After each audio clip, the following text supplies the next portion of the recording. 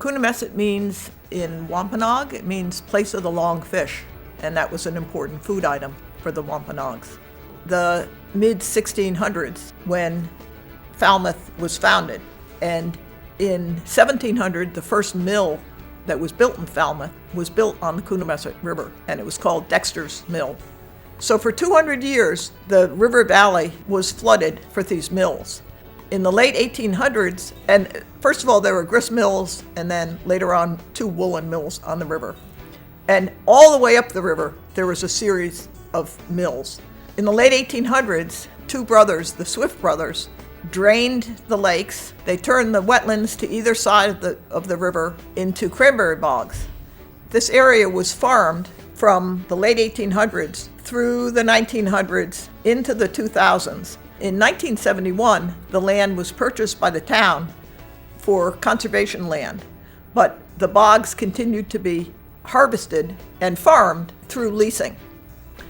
National and state biologists always had this river ranked high on a potential restoration because of the herring run. And the herring wardens in our town worked hard to maintain the herring passage.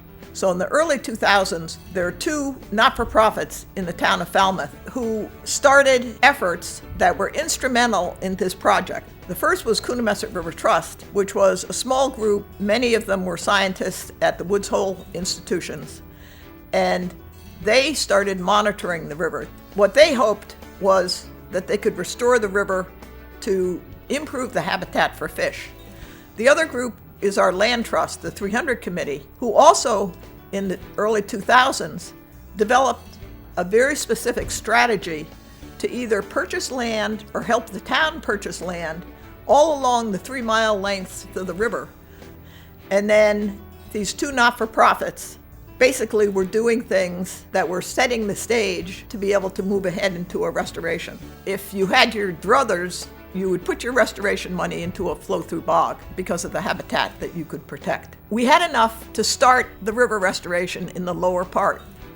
So we applied for a grant with DER's help from NOAA, and basically we were awarded a $1.5 million grant, supposedly to restore the whole river. At the end, it was $5 million because we also included doing a heritage walkway.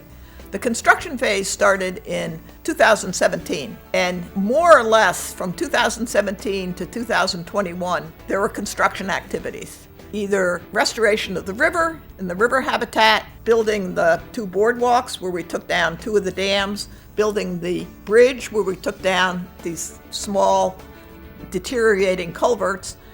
During the construction phase, we had Town of Falmouth personnel from Conservation Department and DPW, the companies that were involved in the construction and in the oversight of the construction. And what I really think is key, every week we had a meeting, and we would get together, what was done the last week, what are the issues, how can we solve them? But the key thing is I always brought apple cider donuts to those meetings.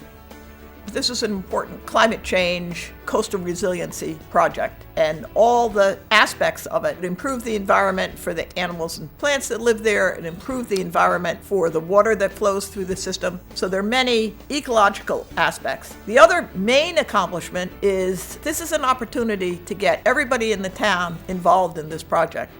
And that was a magnificent part of the project. The engineers and the EBC members and the contractors, all of whom we got to know over donuts. To me, what was really exciting is how many of the people who participated in the construction, and there were people coming from all over Massachusetts and Rhode Island, were excited about the project, couldn't wait to bring their families back to see it. And the same thing for the people in the town of Falmouth.